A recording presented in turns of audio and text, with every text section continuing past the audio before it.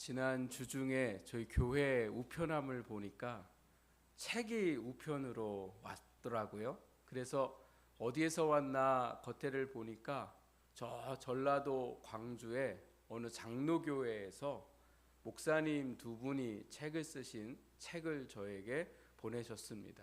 뭐 제 이름으로 보낸 건 아니고 주강교회 이렇게 앞으로 해서 담임 목사 이렇게 써서 보냈더라고요.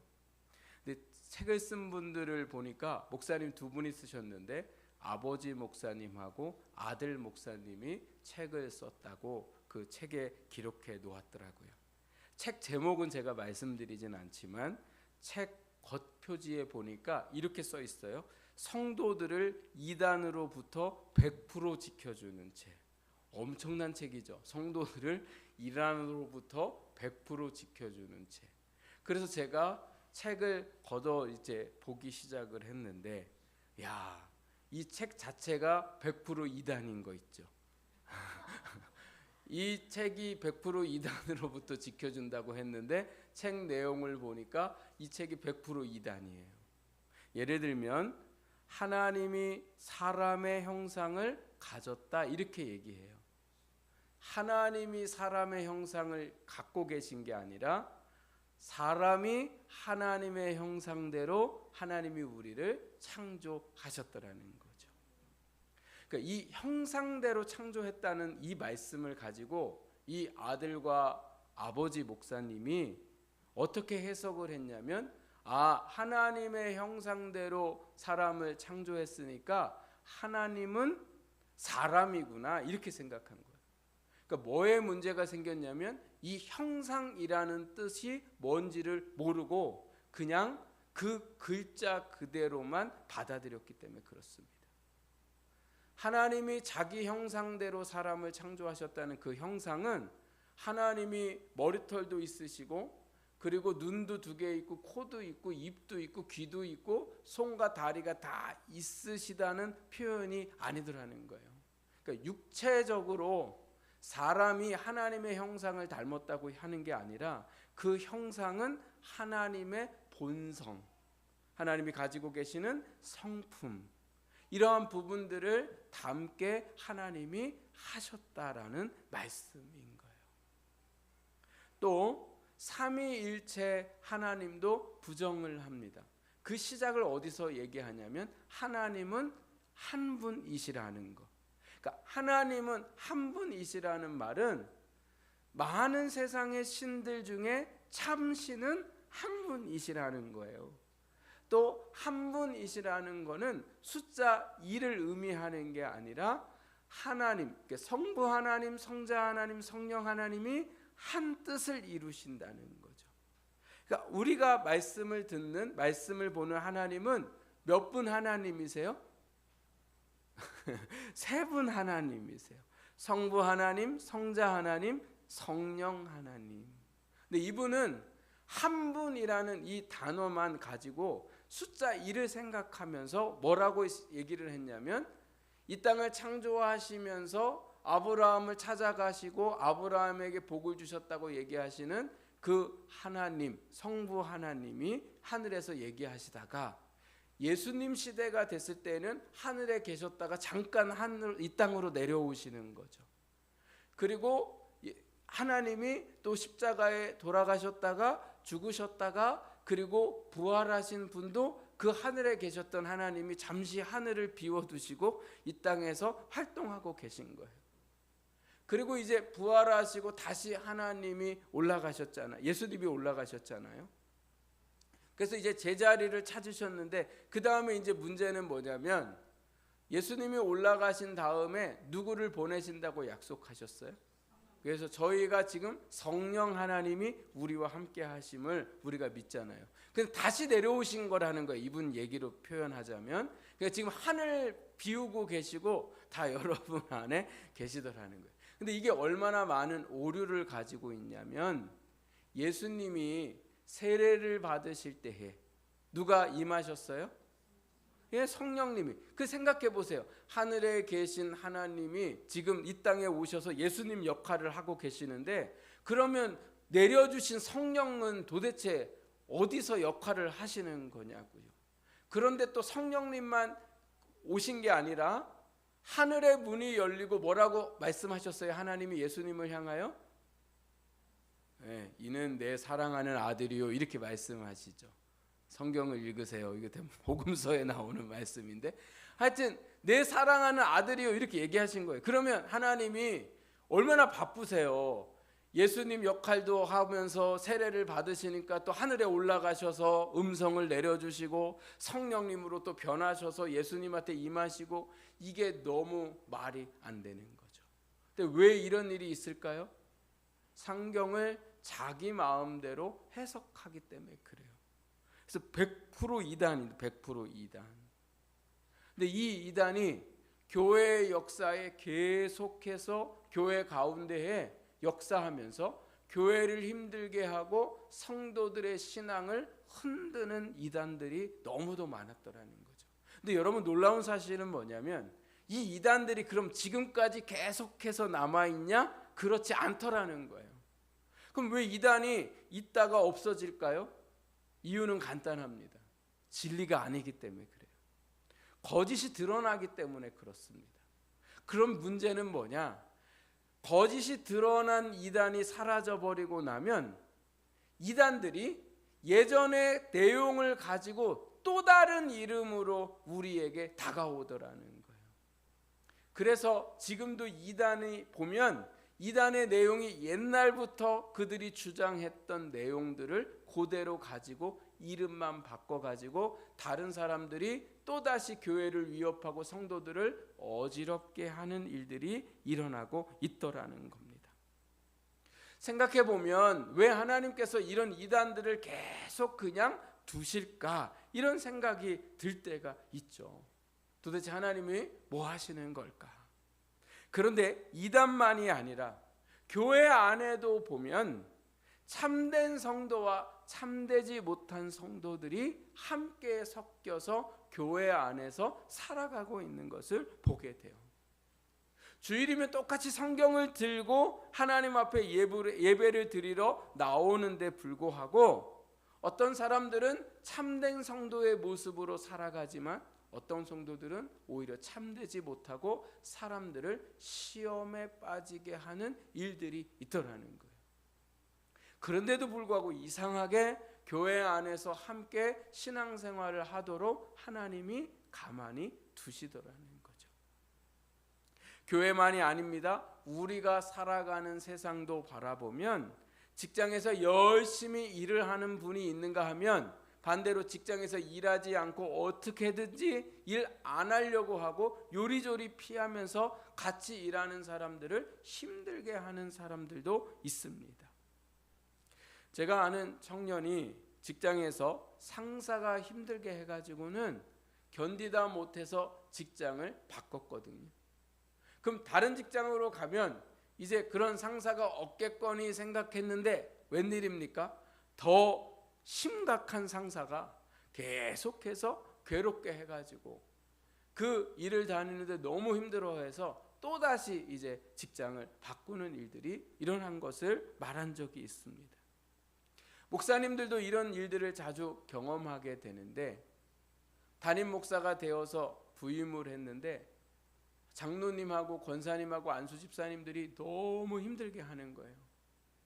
그래가지고 견디다 못해 내가 더 이상 여기서 목회를 하다가는 병들어 죽겠구나 이런 생각이 들어가지고 이제 다른 교회를 알아보고 그 다른 교회에 담임 목사가 돼서 부임을 했는데 웬일이에요? 거기는 더 강한 장로님들, 권사님들, 안수 집사님들이 목회를 하는데 얼마나 힘들게 하는지.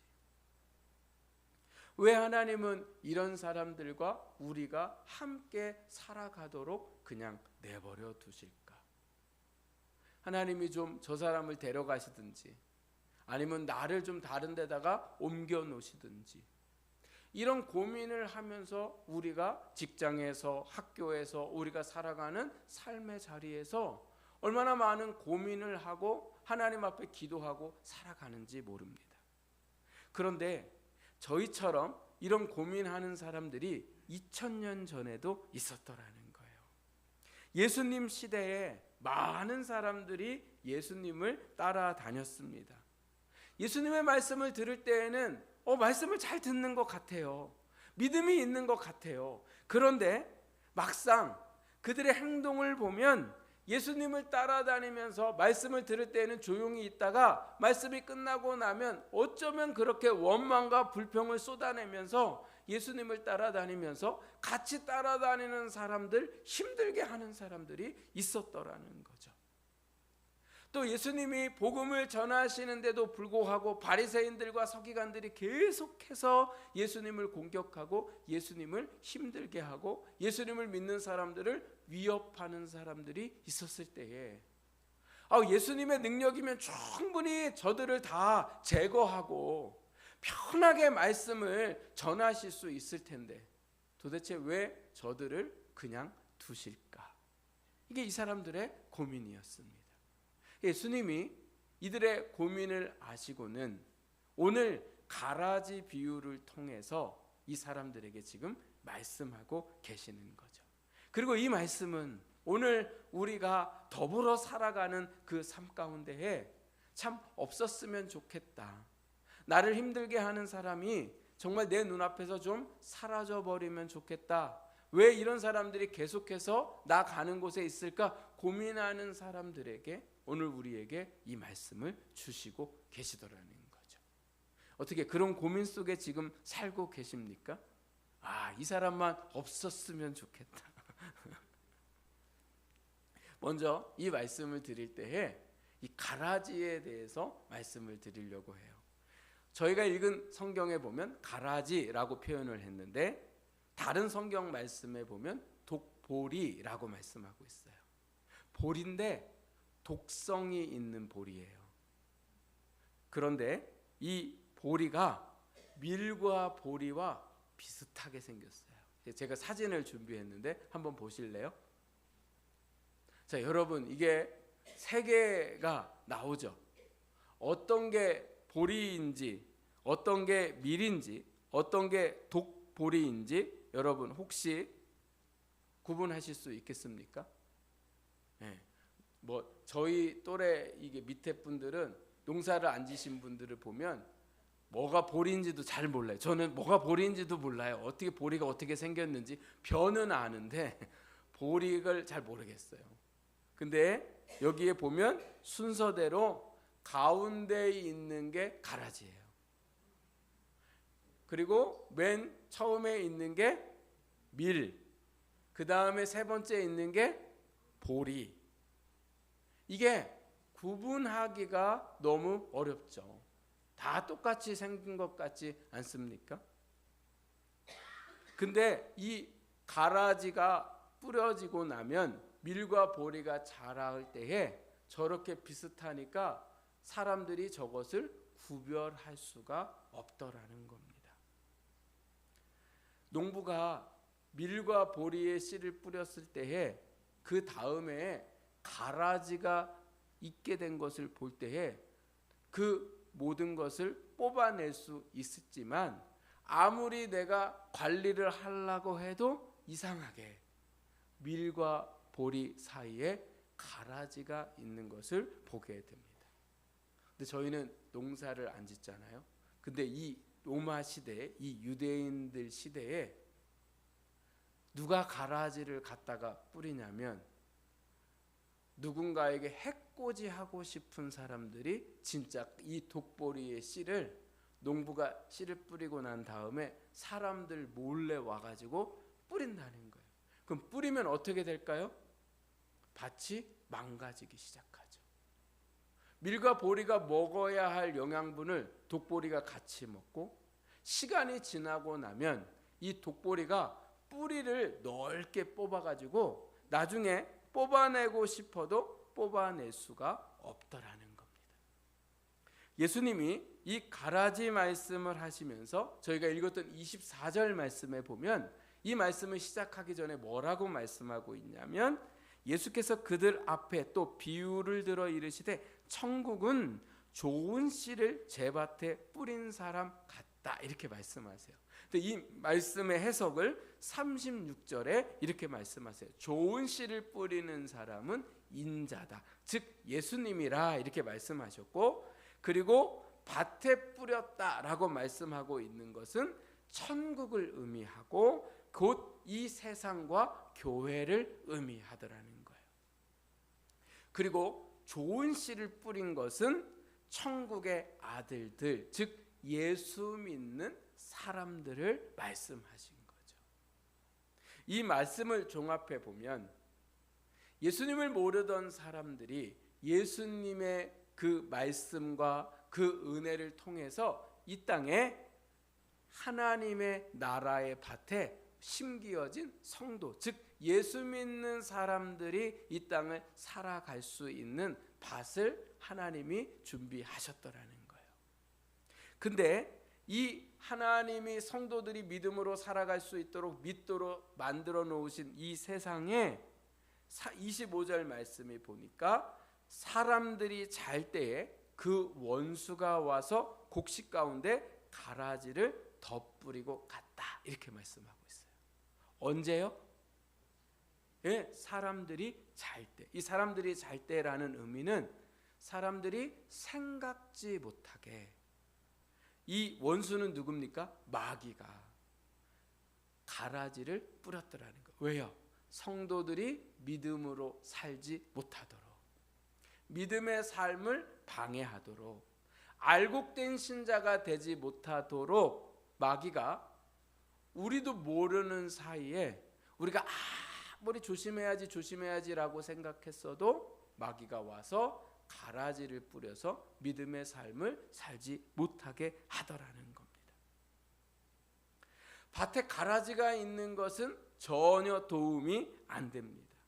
아무리 농부가 가라지가 없도록 관리를 하고 싶어도, 눈에 보이는 대로 뿌리를 내리기 전에 걸러내고 싶어도 또다시 농부도 모르게 가라지가 자라게 되더라는 거죠. 제가 조금 전에 말씀드렸던 것처럼 우리도 살아가는 이 세상을 보면 저 사람이 좀 없었으면 좋겠다, 학교에 저 사람이 좀 안 왔으면 좋겠다, 저 친구가 좀 안 왔으면 좋겠다, 이런 생각이 드는 사람들이 여전히 곳곳에 있더라는 거죠. 직장에 가서도 마찬가지입니다. 저 사람만 없었으면 직장 생활하는데 좀 내가 편할 것 같은데, 꼭 가라지 같은 사람들이 있더라는 거예요. 그래서 자꾸 나를 힘들게 하고 위협하는 그러한 사람들이 있게 되는 거죠. 요즘은 대부분 성도님들이 아파트에 사시는데 아파트에도 가라지 주민들이 얼마나 많은지 몰라요. 저희 밑에 계신 분들이 누가 그렇게 안방 화장실에서 담배를 피세요. 좀 나가서 피시면 좋은데 꼭 안방 화장실에서 담배를 피니까 그 담배 연기가요, 저희 집뿐만 아니라 위층에까지 다 올라가서 어느 날 위층에 있는 아주머니가 저를 보고 혹시 담배를 피시냐고 저한테 물어보셔서 아닌데요 그랬더니 담배 연기 때문에 도저히 살 수가 없다. 그래서 공고도 붙이고 수시로 방송을 하면서 담배는 제발 밖에 나가서 흡연 장소에서 피시라고 말씀을 드려도 너는 얘기해라, 나는 필 테니 이래가지고요 계속해서 담배를 연신 펴대고 계세요. 추울 때에는 추워서 밖에 나가서 안 피시고, 더울 때에는 더워서 밖에 나가서 안 피시고, 그래가지고 얼마나 사람을 힘들게 하는지 모르죠.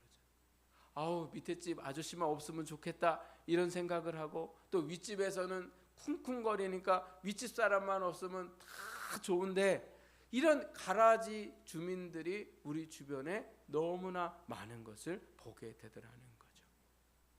교회 안에도 가라지 같은 성도들이 있습니다. 생각해 보면 교회는 가라지들이 들어와도 다 뭘로 바뀌어야 돼요? 알곡으로 바뀌어야지 정상이거든요. 근데 놀라운 사실은 교회 안에서 제가 목회를 하면서 발견하는 사실은 뭐냐면 알곡인데 들어와 가지고 가라지로 바뀌는 게 있어요. 근데 그런 경우가 너무 많더라는 거예요. 왜 그럴까요? 겉모습은 알곡 같으나 시간이 지나서 깊이 사귀다 보니까 이 사람이 가라지 같은 역할을 하더라는 거죠. 제가 어제 어떤 교회 안수 집사님을 만나서 함께 대화를 하는 가운데에 그 집사님이 그런 얘기를 하세요. 참 목사님 교회가 참 어렵습니다.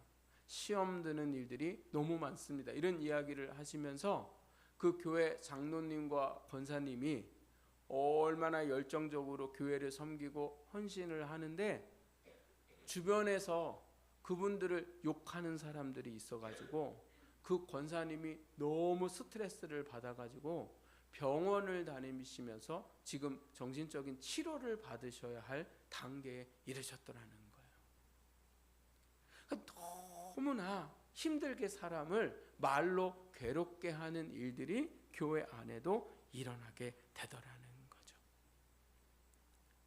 이 가라지의 비유가 우리에게 주시는 첫 번째 말씀은, 여러분 오늘 우리가 살아가는 이 세상에 가라지가 없을 수 없더라는 거예요.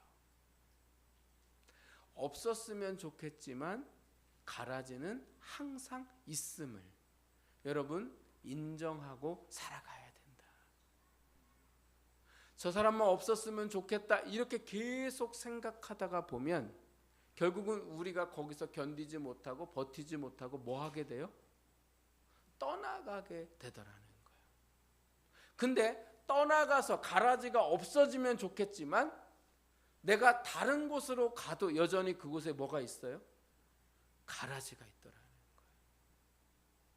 그래서 우리가 이 세상을 사는 날 동안 가라지가 있음을 인정해야 되더라는 거죠.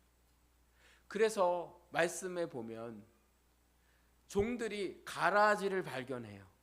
그래서 예수님한테 예수님 우리가 이 가라지를 뽑아버릴까요? 라고 얘기했을 때에 예수님이 뭐라고 말씀하십니까? 가만히 두라고 말씀하세요.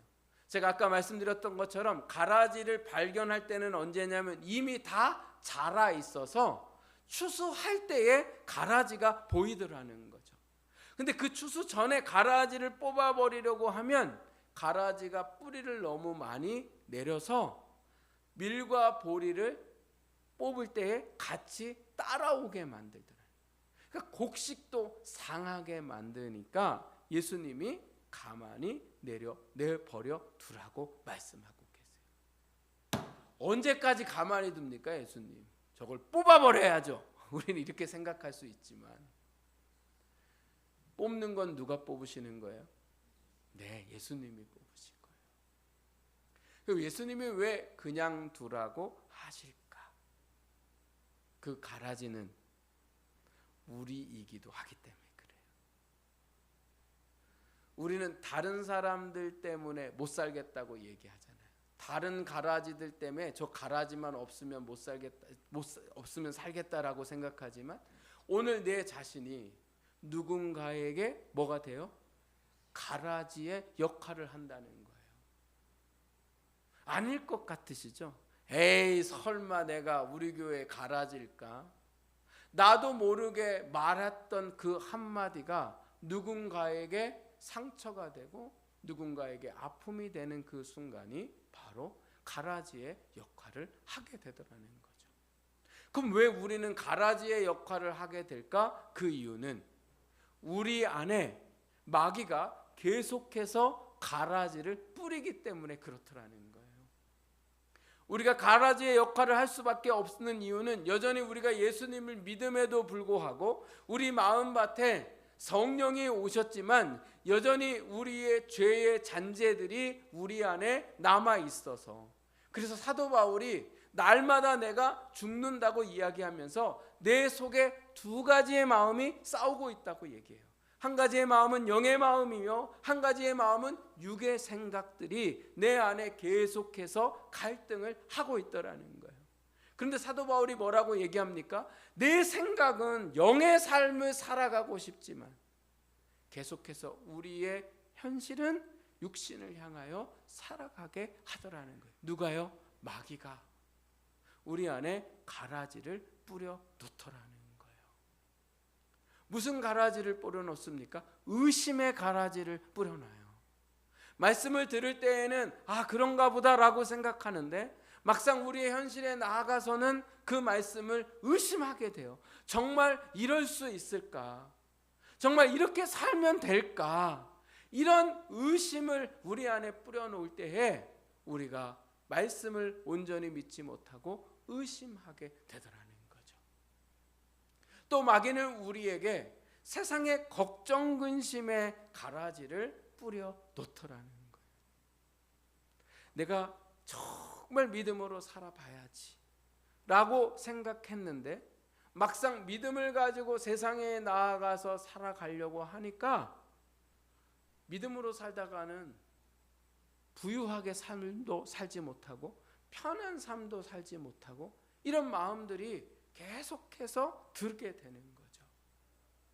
막 사람들과 어울리기 좋아하고 그래서 그 사람들하고 한두 잔 먹고 막 이렇게 해서 그냥 인생을 즐기며 살던 사람이 말씀을 듣고 나서 내가 이제는 그런 모든 행실들을 끊어버려야지라고 마음은 생각했는데 한켠에 어떤 마음이 드냐면 사람이 다 떠나가면 어떻게 하지? 이런 생각이 드는 거예요.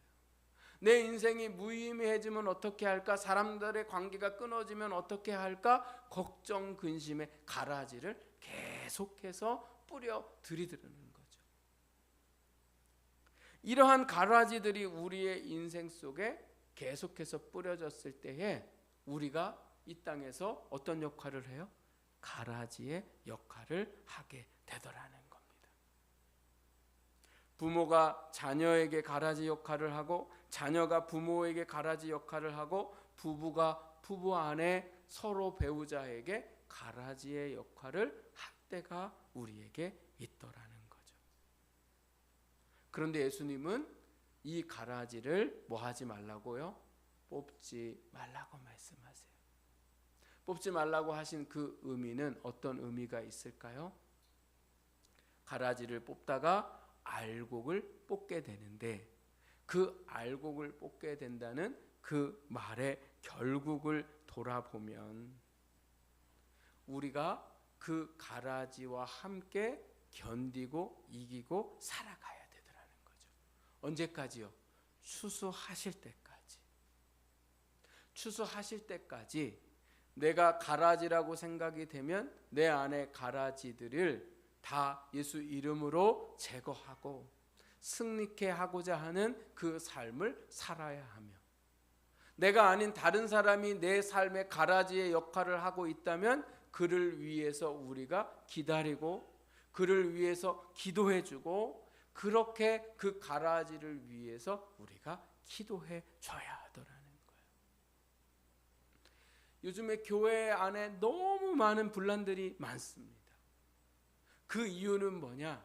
가라지를 기다려주지 않기 때문에 그래요.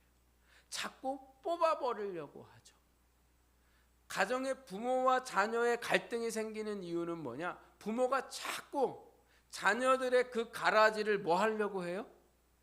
뽑아버리려고 하기 때문에 그래요. 그러니까 뽑으려고 하는 순간 다 다치는 거예요. 그러니까 자녀에게 가라지가 보이면 뭐 해야 돼요? 참고 기다려야 돼요. 가라지와 알곡을 구분하신 이도 예수님이시고 아니 나도 가라지인데 남의 가라지를 뭘 뽑고 있어요. 진짜 우리가 살아가면서 생각해 볼 때에 가라지 같은 사람 때문에 막 신경 쓰이고 잠 못 자고 막 이럴 때 나를 생각해 보면 다른 사람을 뽑을 힘이 없어요.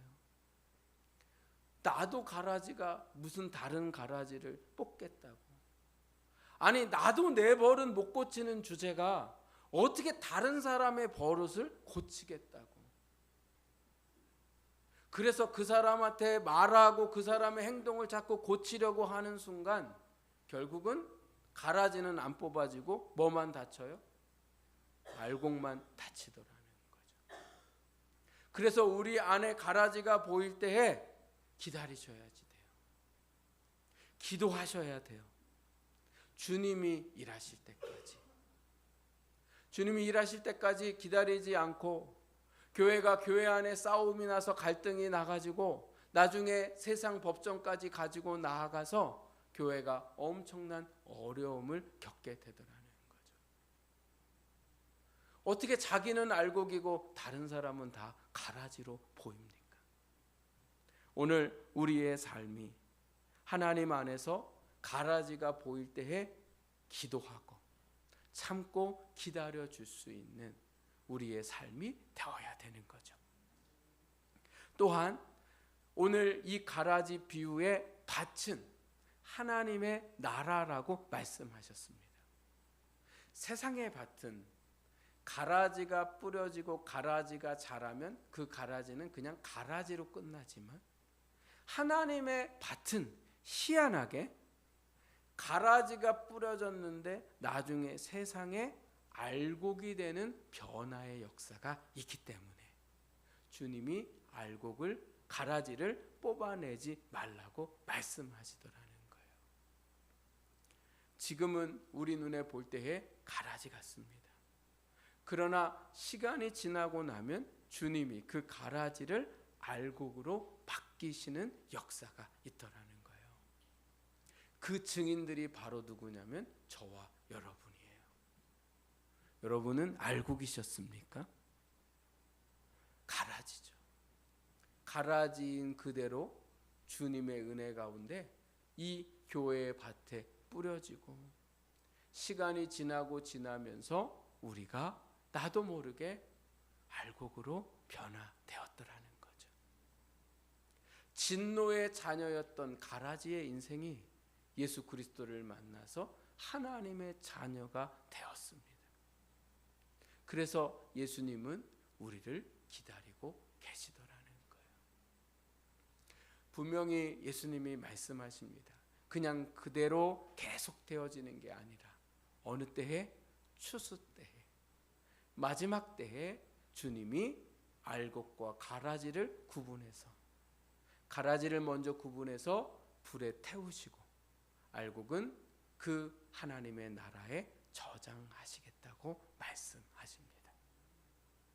사랑하는 여러분, 가라지의 특징을 41절의 말씀에 보니까 하나님의 나라에서 사람을 넘어지게 하고 불법을 행하게 하는 사람을 가라지로 말씀하고 있습니다. 이 반대로 생각해 보면 알곡은 그럼 어떤 사람일까요? 사람을 넘어지게 하는 게 아니라 넘어진 사람을 일으켜주는 사람, 이 사람이 알곡이라는 거예요. 또 힘들고 어려워서 말씀에 불순종하는 것이 아니라 알곡은 힘들고 어려워도 말씀을 따라 살아가는 사람. 저희가 지금 성령 강림절 이후에 계속해서 성령 강림 절기를 보내고 있습니다. 근데 성령 강림 절기를 지키면서 저희에게 주일마다 하나님께서 주신 말씀들, 교회가 역사적으로 계속해서 주신 말씀들의 내용을 보면 성령 받은 사람들이 살아가야 할 삶의 모습에 대해서 계속해서 말씀하고 계세요. 왜 그럴까요?